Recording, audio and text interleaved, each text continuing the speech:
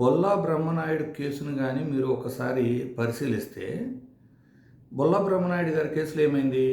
ఎక్కడా రిజిస్ట్రేషన్‌లో గాని, అగ్రీమెంట్స్‌లో గాని ఎక్కడా గూడా బొల్లా బ్రహ్మనాయుడు గారి పేరు లేదు. తమ బంధువైన బొల్లా రమేష్ గారు చేసిన ట్రాన్సాక్షన్‌కి ఆర్థిక సహాయం అడిగితే అందించటం మాత్రమే బొల్లా బ్రహ్మనాయుడు గారు చేశారు. అయితే ఇక్కడ ఇంకొక విషయం మీరు అర్థం చేసుకోవాల్సింది ఏంటి అంటే, జీవోల ఆధారం కావచ్చు, అక్కడ ఉన్న పరిస్థితులు బ్రోకర్లు చెప్పిన దాన్ని బట్టి ఆ స్థలం తక్కువ రేటుకు రావటం వలన కొనుక్కోవాలి అని భావించిన మాట వాస్తవం.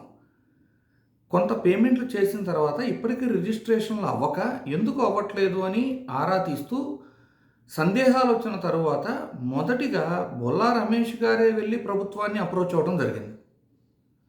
ప్రభుత్వాన్ని అప్రోచ్ అయిన తర్వాత ఇందులో ఏదో తప్పు జరిగిందని ఎవరైతే ఫిర్యాదుదారులు ఉన్నారు, అంటే ఏంటి, ఆల్రెడీ డబ్బులు కట్టి నష్టపోయిన వ్యక్తి, బాధితుడిగా గుర్తించాల్సిన వ్యక్తిని నిందితుడిగా చేర్చి ఈ రోజున అరెస్ట్ చేయడం జరిగింది.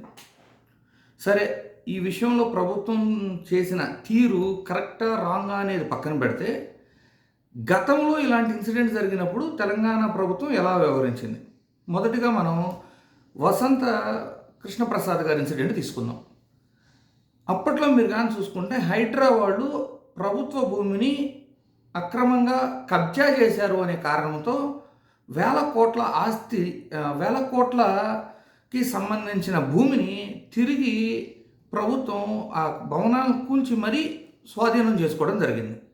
అంటే ఏంటి, ప్రభుత్వ భూమిని కబ్జా చేసిన కృష్ణప్రసాద్ గారిని ఎక్కడా లీగల్ యాక్షన్ తీసుకోవడం కానివ్వండి, భూమిని స్వాధీనపరుచుకున్నారు తప్పితే అరెస్టు చేసిన సందర్భం లేదు కదా. అలాగే పవన్ కళ్యాణ్ గారి విషయంలో కోడి చెరువు దగ్గర తెలంగాణ జర్నలిస్టులు మరియు తెలంగాణ జర్నలిస్టులు అలాగే తెలంగాణ సమాజం మొత్తం పోరాడుతుంది కదా. ఏమని? అది కోడి చెరువుకు సంబంధించిన స్థలమే ఆ 10 ఎకరాలు అని. మరి పవన్ కళ్యాణ్ గారు సైతం ఏమంటున్నారు, ఒకవేళ అది ప్రభుత్వం అయితే తిరిగి ఇచ్చేస్తాను అంటున్నారు. మరి ప్రభుత్వాన్ని కబ్జా చేసినందుకు పవన్ కళ్యాణ్ గారిని ఏమన్నా అరెస్ట్ చేశారా? ఈ 3 సందర్భాలు ఒకే రకంగా ఉన్నప్పుడు కేవలం వైఎస్ఆర్సీపీ అభ్యర్థి విషయంలో మాత్రమే తెలంగాణ ప్రభుత్వం ఎందుకు ఇలాంటి చర్యలు తీసుకుంది? ఇంకొన్ని ఎగ్జాంపుల్స్కి వెళ్తే, తెలంగాణలో డ్రగ్స్ సేవించి ఒక టీడీపీ ఎంపీ దొరికారు, అలాగే ఒక బీజేపీ ఎమ్మెల్యే యొక్క కొడుకు దొరికారు.